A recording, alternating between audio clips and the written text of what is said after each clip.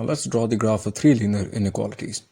So we have to graph the solution set region. So we have to shade it basically by shading, by the way, of these three inequalities, right? Again, let's see.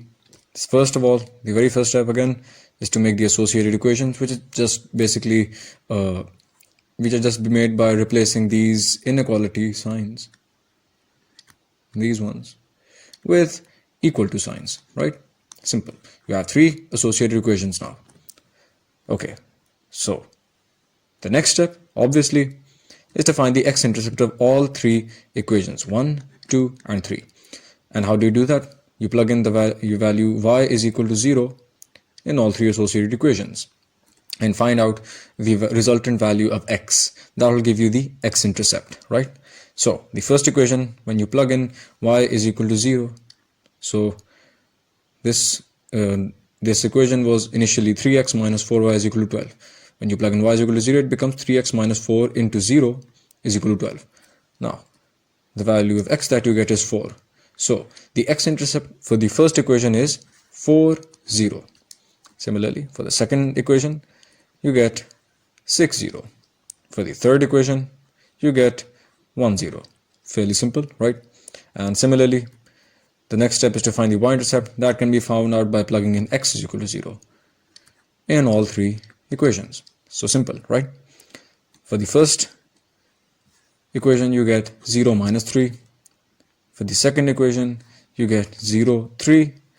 And for the third equation, you get 0, 1, right? 3 y-intercept for all three equations. So, now that you have these, you have to plug in the test point, which is 0, 0. 0, 0 is the origin, right? And again, just a reminder, why do we use this test point? Why do we plug in the test point? Simple, right? Because we have to shade. This test point is used to see in which direction you'll shade. Now, for the first inequality, which is this one. Oh, and by the way, just a reminder that when you're finding out the resultant of the test points, you basically remove the equal to sign in any inequality. So for example, if you have less than or equal to, you remove this in equal to part, which is this line underneath. And similarly, for greater than or equal to, you remove this greater to sign, equal to sign, right? So you're just left with these simple inequalities. Now, you have this, the first inequality, you plug in 0, 0, and it says that 0 is less than 12, which is true, right? So the graph of the inequality, which is this one, the first inequality, will be towards the origin. Whenever it's true, it will be towards the origin. When it is false, it will be away from the origin. So for the second one, the inequality is again true. 0 is indeed less than 6, right? So the graph of this second inequality will not be towards the wait a second, just a little second. Yeah, 0 is less than 6, so it will be, it will be towards the origin side. Yeah, that's just a spelling error. Now for the third one, it says that 0, 0, and when you plug it in, you get 0 is greater than 1. This is false, right? 0 is not greater than 1. So the graph of the inequality, the shading will be not be done towards the origin, not, right? The keyword is not. So the shading will be done away from the origin.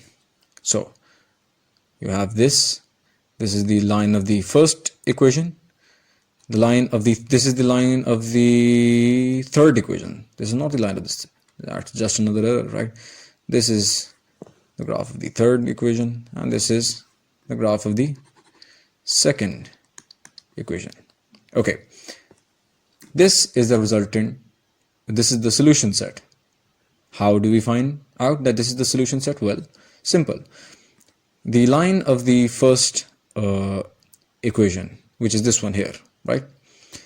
It came out as true, which means that the shading of this will be done towards the origin, which is this point here, right?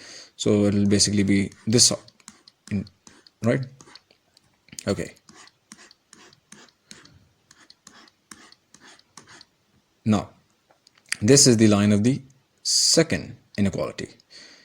This was also towards the origin. So,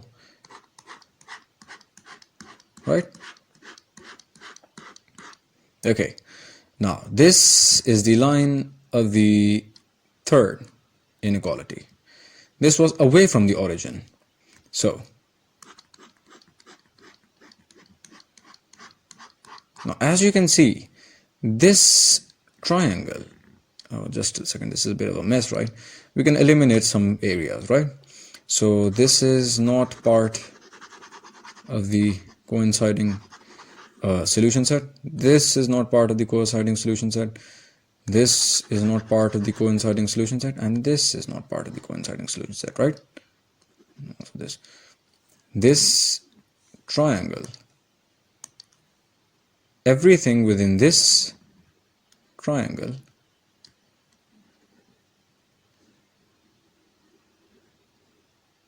which is basically this area over here, is part of the solution set because it is the coinciding area of all three solutions.